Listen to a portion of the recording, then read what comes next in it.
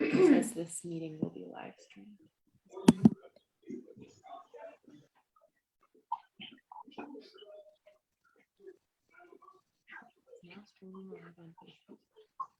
It's going.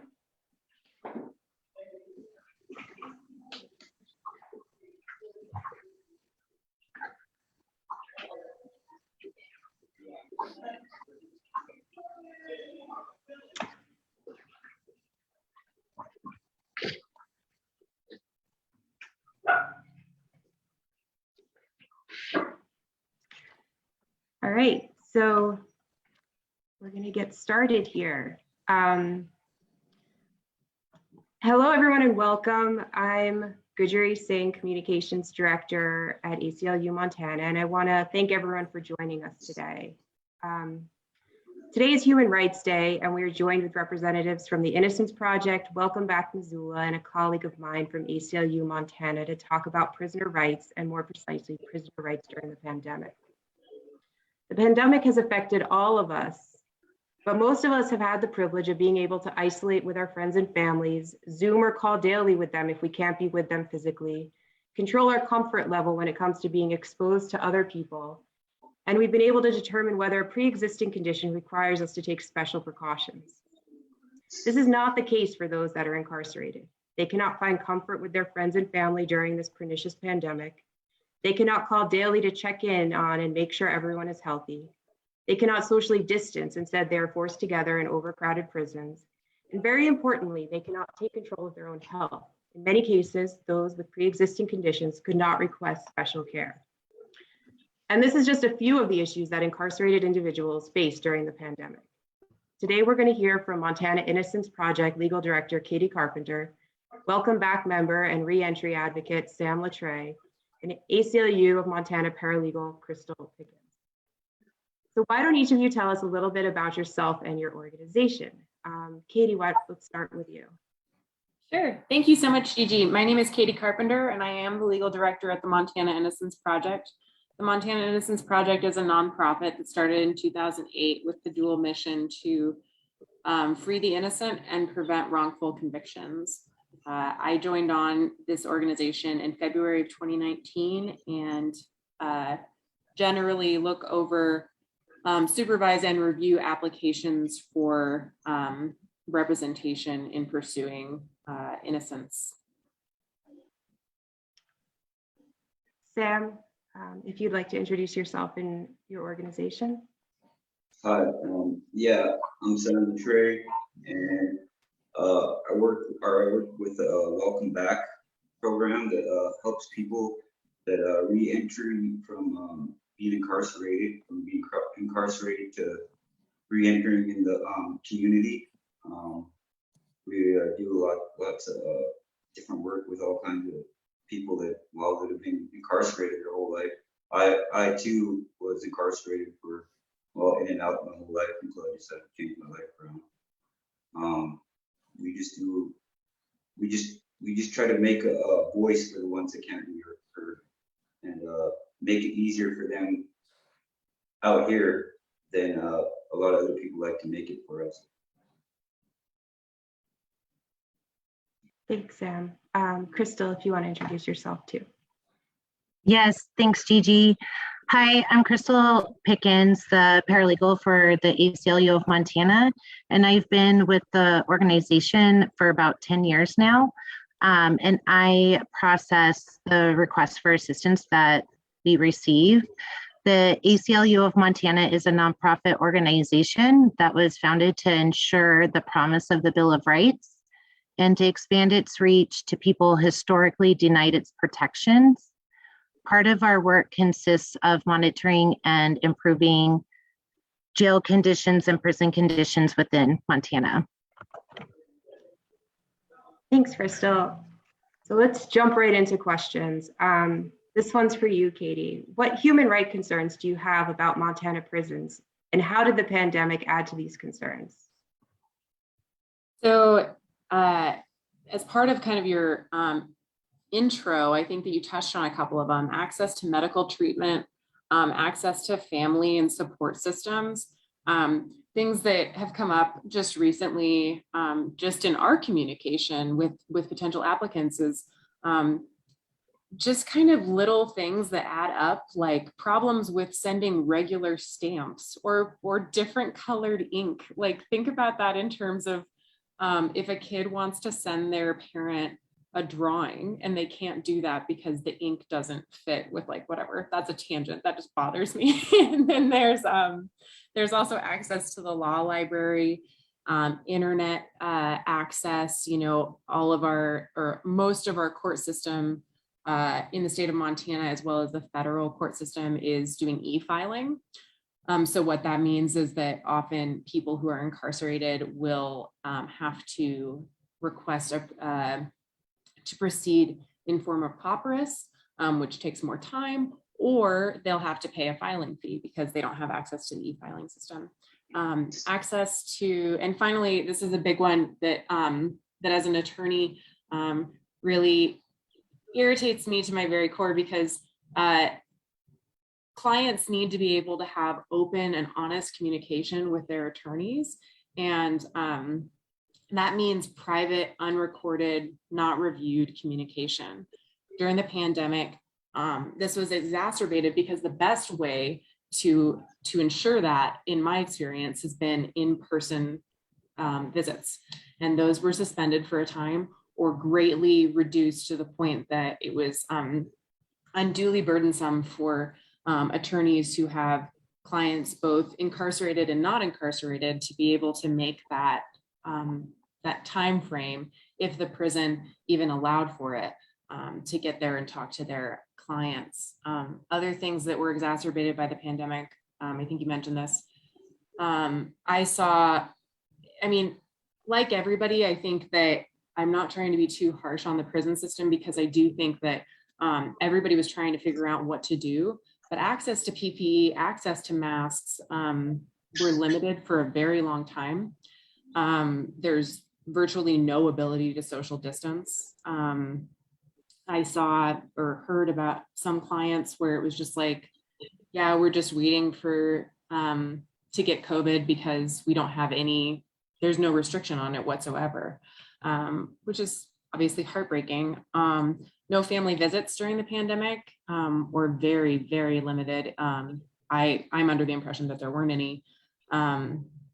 Limited access to the law library, and certainly the conversations that I had with my clients were either over Zoom, which was a benefit, I suppose. Like, it was good that the prison staff were able to transfer that over, but that was a slow shift so that we could actually meet and see each other in person.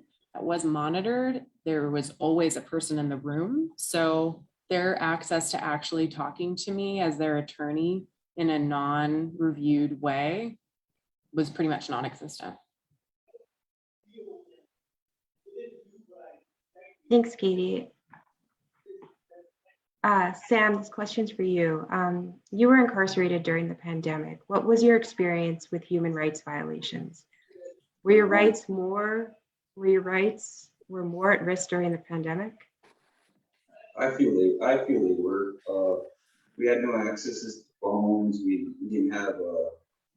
We couldn't wash our clothes. We had to wash our clothes in a sink right next to our toilet, and a lot of it was we couldn't get a hold of our family members because we were locked in the cell for almost 28 days, 20 maybe a little bit longer, 28 days, and we didn't get to shower during those times because they just kind of stuck us in the cell and forgot about us like we were caged animals, I thought. They're very rude and disrespectful to us, you know. I mean, somebody in that situation, I believe. I know I was scared. I can only speak for myself. I didn't know nothing about this disease. I couldn't talk to my family to find anything out or to let them know that I was okay. Or, you know, my mom was worried about me, you know. I think it was like 6 weeks we were locked down and didn't get to use the phone. And to me, I feel that's a very big right, because it's our right to be able to talk to our family members. there were several other things like they would put our food right by our cell, and then wait for them to get away from it, and then they'd open the cell, and we just had to grab the food and go right back into our cell. Just stuff like that. It was very very unsanitary. I believe the showers weren't clean. We didn't get clean clothes. I believe I said that already, but yeah, it was a scary deal. And the medical, when we talked to medical, the nurses would come see us, and they made it sound like it was a pain to get our temperature, or ibuprofen, and then that's all they would give us was ibuprofen. No ice bags, for people that were running fevers or anything like that. And the people that didn't have it were housed with people that did have COVID. That was another bad thing, So, yeah. It was a very. I believe this all happened to me when the pandemic was first happening. So there was not a lot known about the disease or the virus. So I remember pacing back and forth in my cell, wondering if I was even going to be able to talk to my kids again or my mom or whatever, because I was housed with somebody that had COVID. That later on I got COVID from. Thanks, Sam. Thanks for sharing. I'm gonna take the next question for Krystal. Krystal, ACLU receives many intake requests from incarcerated individuals and their families. Can you talk about the types of intakes you've received during the pandemic? Or on your visits, can you talk about what you've seen or heard about inside the prisons? Yeah, thanks, Gigi. So first, hearing Caiti and Sam talk, there's definitely, I think, a lot of overlap from what Sam experienced and what Caiti experienced. And will be a couple of repeats when I go through my list. And then one thing I do want to note is I do think when I'm talking about these conditions, they were things that I've heard over the last 10 years, but also during the pandemic, it just amplified some of the problems. And then some of the concerns were, specifically related to the pandemic, and some are, continuing to this day. So echoing again, just the protective gear, the fact that there was there was a delay in folks receiving it for some time. They were not even receiving it at all. It was almost like an afterthought. And then once they got it, it was usually a delay.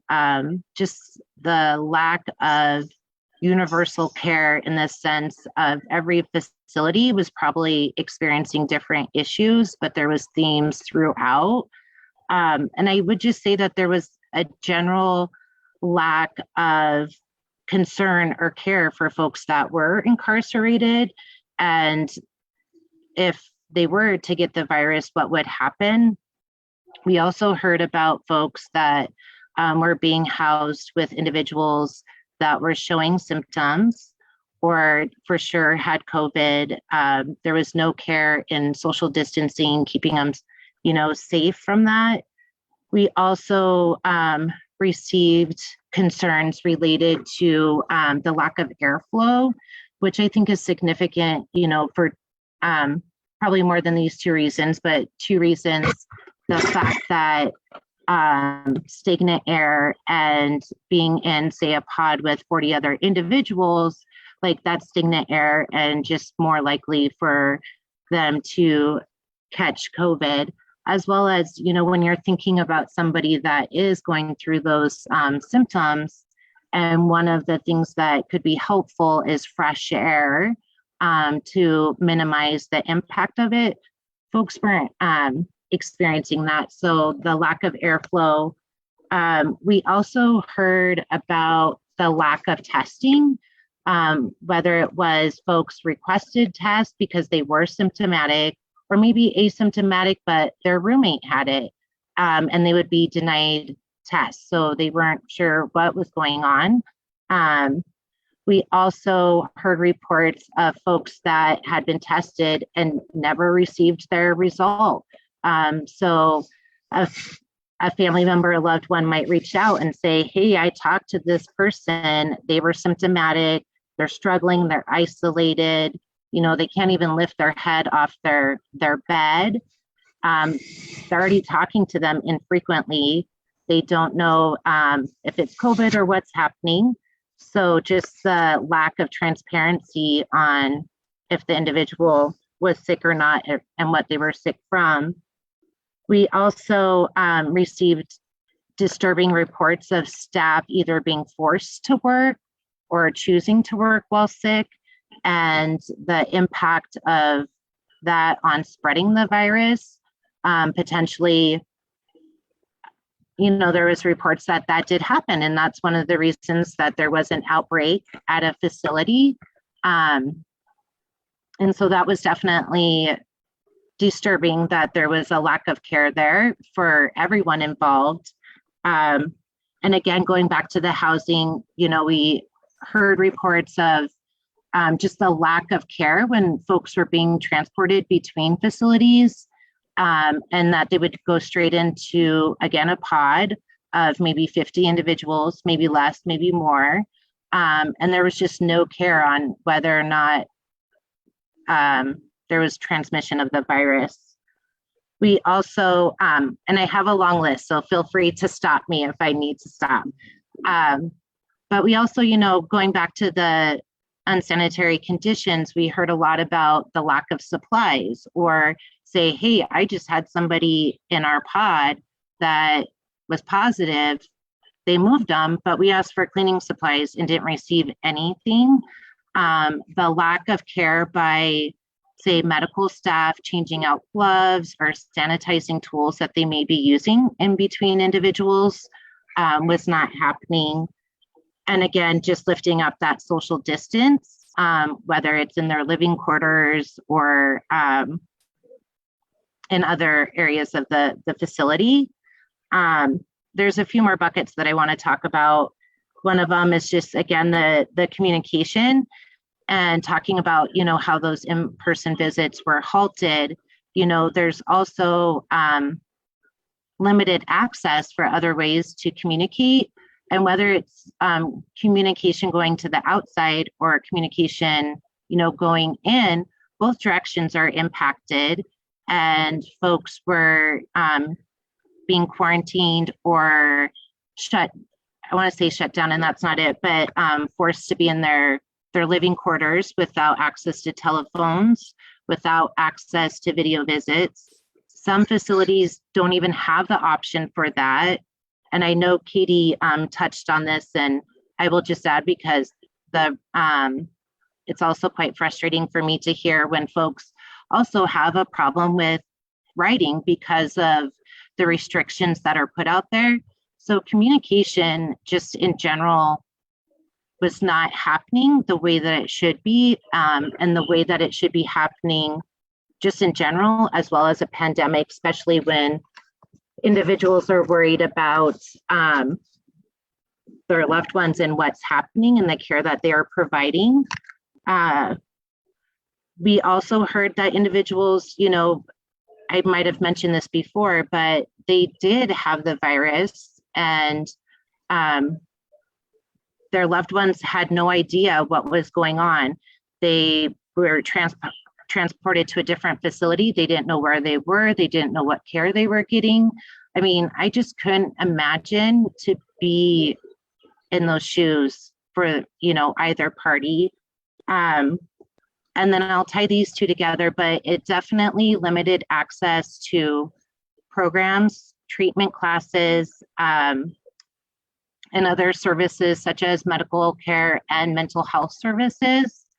And what I want to touch on as far as that is like parole hearings, we heard from folks that their hearings were being canceled because there was no in-person attendance available. And I feel like it took a long time for them to figure out that, hey, we can do this by Zoom. So it was problematic because it was keeping folks, there for extended periods of time. Also, contributing to this overcrowding issue that we do have. So that was an issue. And then also folks are sometimes required to take a treatment class or a program. And it's also a benefit for them. And if there's a delay in receiving that, again, it's wrongfully extending people there, as well as not getting the services that they deserve, need, whether it's mental health, medical care, and again, the treatment classes. And then I'm almost done. Last two, I did want to mention that some of the concerns that we heard were regarding quarantine and the fact that, folks did need to have social distance, but also the flip side of that is folks were being retaliated against. So if they said, hey, I need a test and wouldn't get one, or if they were filing grievances, that they would be placed in quarantine or isolation, more as a retaliation tool than the actual need to be in quarantine. And then I just really want to lift up the fear. I think, as I mentioned, some of these concerns are concerns that I've heard for many, many years and have been amplified by this pandemic. But one of the new aspects that I continued to hear about was the fear of dying. Folks would write to us and say, this is the sentence that I received and that I'm here for.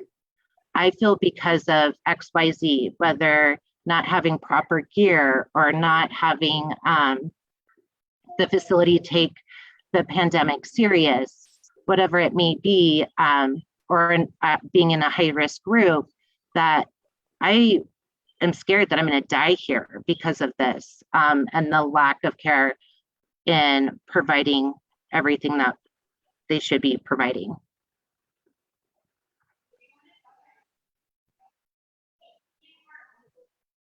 Thank you, Krystal, for all of that information. That was a lot of information, very heavy. Thank you for that. Caiti, this question's for you. Many incarcerated individuals were forced to remain in prison for a multitude of reasons, including lack of programming to qualify for parole, to say one. Among these individuals, there were also those that were wrongfully convicted. What was it like to receive calls from the inside from people who tested positive for COVID and in many cases should not be in prison in the first place? Yeah, so it's heartbreaking. I mean, I can only speak from my experience, but for me, I felt completely powerless a lot of times when I heard from people. I felt like my responses to their, cries for help were completely pitiful because I didn't have any tools to apply to make it so that their claims of innocence would be reviewed in an appropriate amount of time, in a quicker amount of time, and actually what we've seen, instead of expediting people's post-conviction relief petitions, it's actually made it that much slower. It's dropped them so much further down the docket because, our judicial system has been impacted negatively by the pandemic. There were delays. People were trying to figure out, just how to operate in this. And unfortunately, a huge side effect of that is that post-conviction relief petitions have been delayed years that were completely unnecessary. So how was it? It was horrible, and it continues to feel horrible. Thanks, Caiti. Sam, this question's for you. How would you like to see detention centers approach the health and safety of people living in prisons in the event of a future pandemic? Could you repeat that, please? Yes. How would you like to see detention centers approach the health and safety of people living in prison in the event of a future pandemic? Well, I'd like to see people being that are working there a lot more professional than the way they act. A lot of them act like kids, and you know, act like we want to be there just as much as as they have to be there, or act like we want to be there as much as they have to be. Because just a lot of the stuff that went on during the pandemic was really unnecessary, and it all could have been handled a different way. I mean, especially with the nursing and the nursing, more doctors. I'd like to see people be hired for the right reasons instead of, you know, people that are really that take pride in their work. I guess I don't know how else to put it, but I'd like the prisons and the people that are incarcerated. I just like for them to get their voice out there a little bit more and let it be heard, and the places that we were at be held accountable for the way we were treated like animals. We're not animals. We're people just like everybody else. You know, just we made some wrong choices in our life, but that don't define who we are today and how we should be treated. We're all human beings here, and I think the DOC facilities forget that sometimes. They the harsh punishment that we got, yeah, being locked down, putting us in quarantine instead of for the right reasons, you know.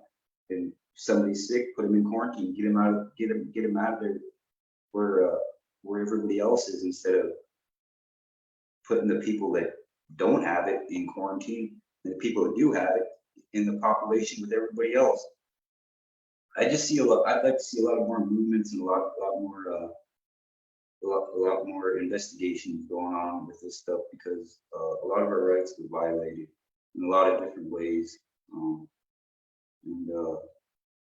I just want to make it be heard for everybody that's in there right now that its rights are being violated, especially with the pandemic still going on.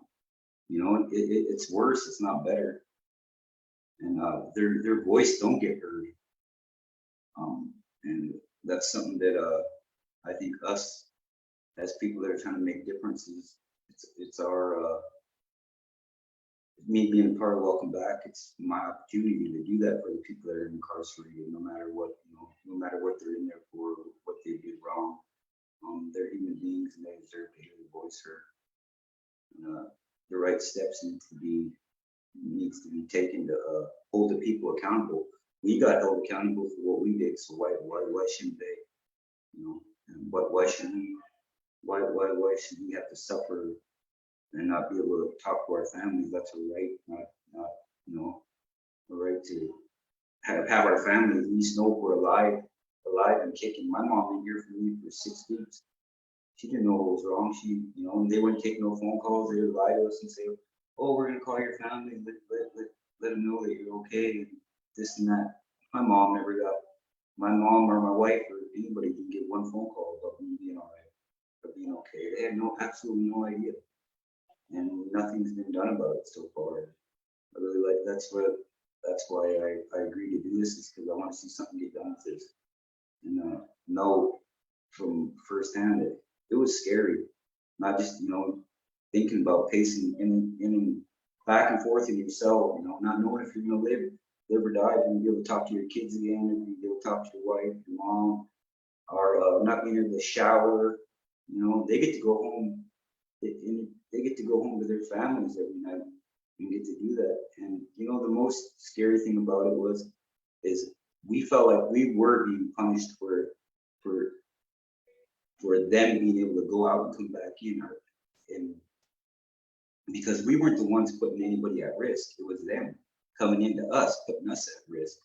So we got punished for it, and that's how we felt, especially when we got locked down for 6 weeks and didn't get to talk to our families or anything. It was because they weren't taking the right precautions to save us from it, because they weren't being professionals about their jobs, and they should have been taking the right precautions. They should have been wearing masks, body suits, whatever it took to make their facility run safe.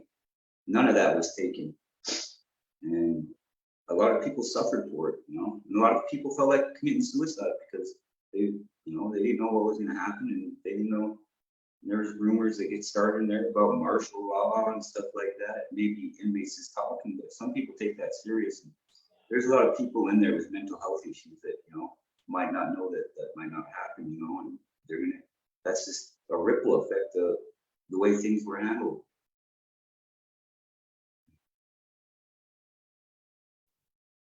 Thank you, Sam, for sharing. Krystal, this next question is for you. Many of these issues we're seeing in the pandemic are issues that Montana prison have been facing right along, but now the pandemic has exacerbated those issues. You've mentioned that actually. Those issues, can you talk about a little bit about what fundamentally needs to change? Sure. It's hard to narrow it down to a few for this, but I think one of the first things that I'd like to raise is just the overcrowding issue. And so when I talk about overcrowding, for me, what I'm referring to is, typically a facility is designed for a certain number of individuals. And when that facility goes over that, then there's usually an overcrowding issue. And so say you have a facility that's designed for 20 folks, but on a daily basis has 40 or 50.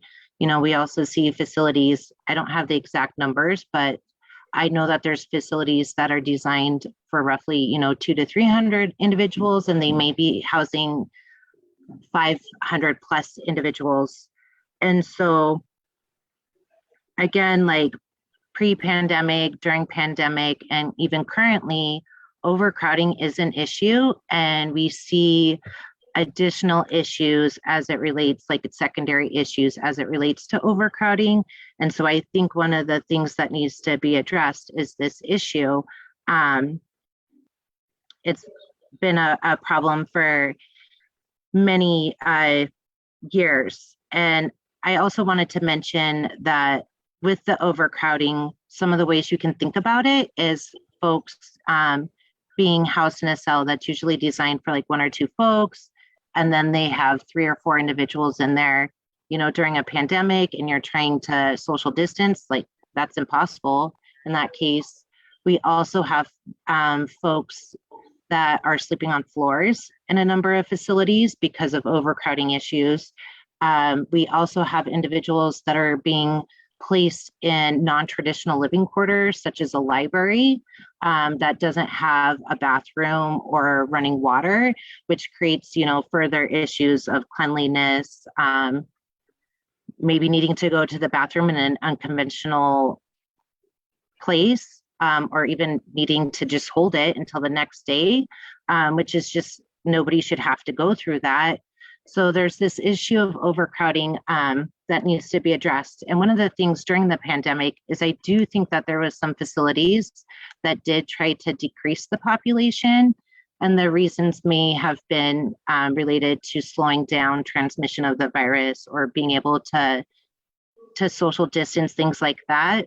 But one of the takeaways is it didn't create, crime sprees. It didn't create an uptick in crime. So that's something that we can take away and think about for in the future, because overcrowding is a huge issue. We need to decrease the population of folks incarcerated, not only in like the prison, but detention centers, jails, and all of these facilities within our state.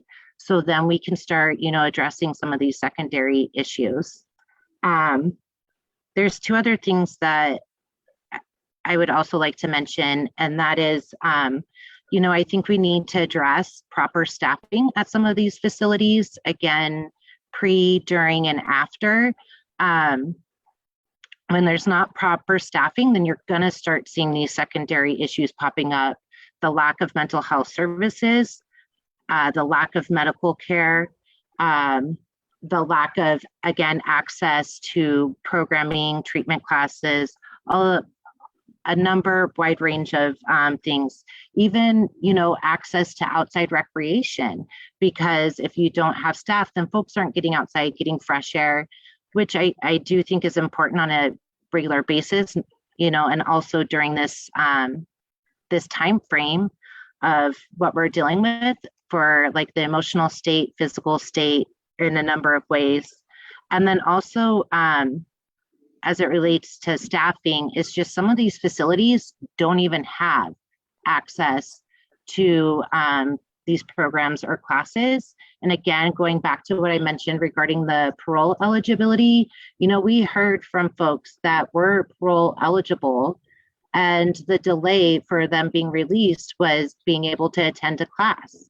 And again, it's extending this visit. And, you know, Sam mentioned one of his descriptions was a rippling effect. And that's what I think of when we're talking about all of these conditions and overlapping with them. It's just kind of this circle that keeps on repeating. And then the last thing that I'd like to touch on is I do think that there needs to be a shift in the way that staff and administrators of facilities are connecting with folks, because, and just going back to the basics, that they're individuals, they're human, they're people, and there's a level of like decency and respect. I mean, I can go on forever about it. And I'm always surprised, disgusted, disturbed by some of the interactions that we hear about, which two of them I'd like to share and were related to the pandemic, but there's things that I've heard throughout, you know, my time at the ACLU. But one person wrote to us and talked about, you know, communicating with the facility. Hey, how are you all preparing to protect us from COVID? And the response provided to this individual, according to the individual, was, we're not ready at all. We ordered more body bags. And just the fact of saying that to another human being is horrible during the pandemic. I mean, I couldn't imagine it. And it is so disheartening to hear of, you know, people treating other people that way. We also heard from individuals that correctional officers were making jokes and talking about, you know, killing the folks that were there, either by a firing squad or by putting the virus through the vents, going back to the poor, you know, ventilation in the system. So when I think about the words that we hear and knowing the layout of the facilities and some of the problems, and I think about the examples that we're hearing about, I take that to heart, that it's true, and that it's an issue and it's a problem, and it's going back to like the human side of things, and that these are individuals and deserve to be treated with respect and decency. And just, I don't know how to do it, but a shift in that mentality. I know we need to keep a professional environment, but I do believe that there's a way to do that with a little bit of, you know, care and integrity.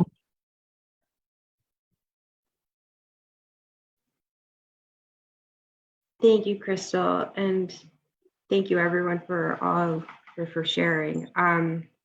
This question's for all three of you, but we can go in order again if that makes it easier. What can people do to raise awareness about prisoner rights? What actions do you hope people will take? And Caiti, we'll start with you.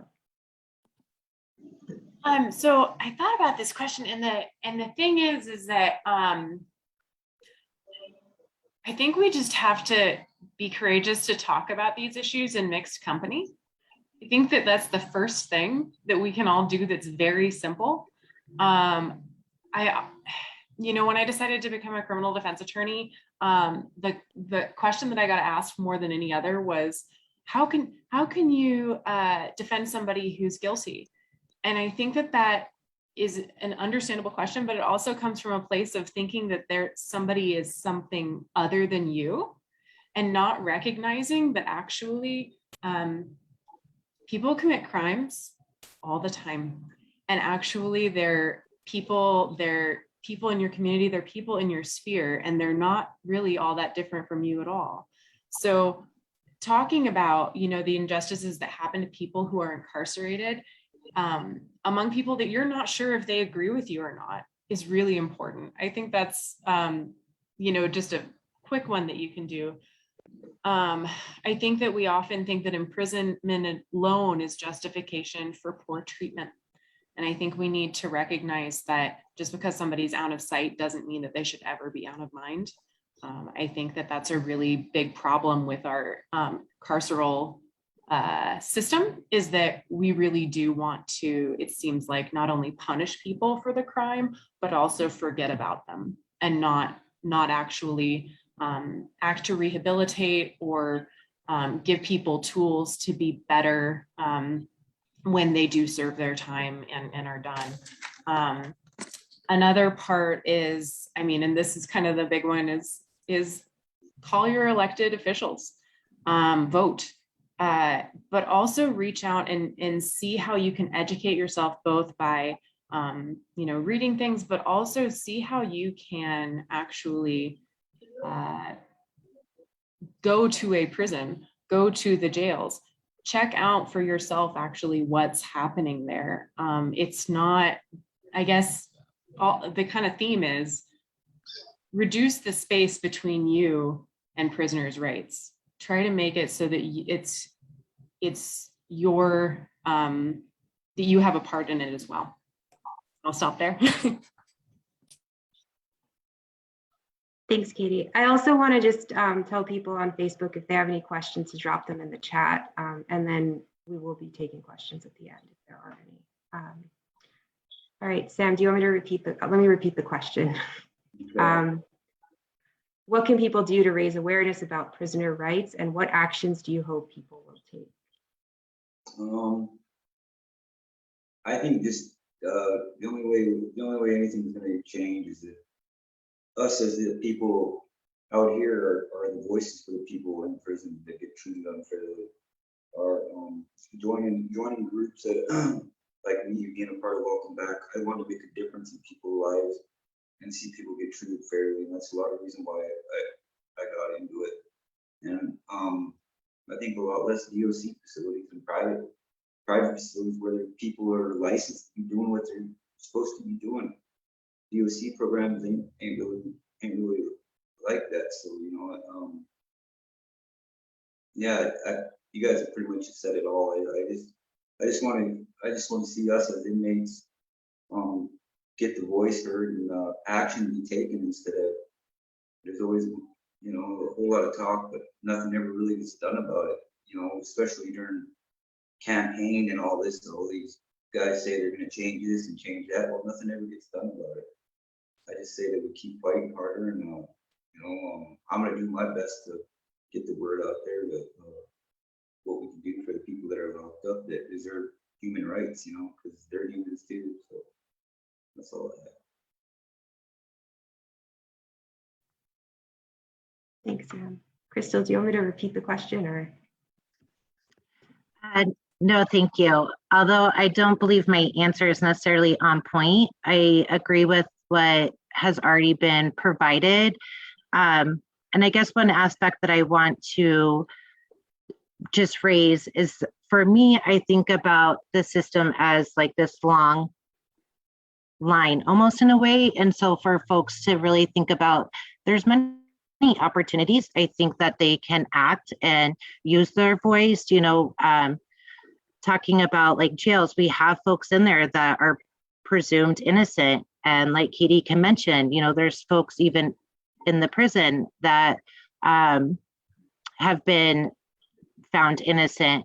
So I think that there's a number of opportunities that folks, whether it's us, just the public, staff, administrators, whoever it is, that can act and raise their voice and think about all of those opportunities, whether it's, you know, decreasing the population, improving conditions, to do something about it and make it a more humane process. I guess that's what I would say. Great, thanks, Krystal. So we do have one question from Facebook, and this is for you, Sam, and I think you already touched on it a little bit, but I'm going to ask it. Do you plan on becoming more involved in fighting for the rights of those incarcerated You are an eloquent and great spokesperson. Yes, yeah, I do. All right. So I think that's all the questions we have. There's nothing else coming in. So I do want to just remind people who are watching to check out the websites of each of the organizations. Again, Caiti is from the Innocence Project. Caiti, if you could just say what your website is. Yeah, it's mtinnocenceproject.org. All right. And Sam is from Welcome Back, Missoula. If you could just say what your website is. Our website's about whatever we can do to help people that are coming out of incarceration back into society. So that's what our website, and that's what our group's about. All right, thanks. And Krystal, I can speak for you. You can go to our website as well. It's on aclumontana.org. So thank you everyone for watching, and thank you, Caiti, Krystal, and Sam for joining us and for Thank you. today. Thank you.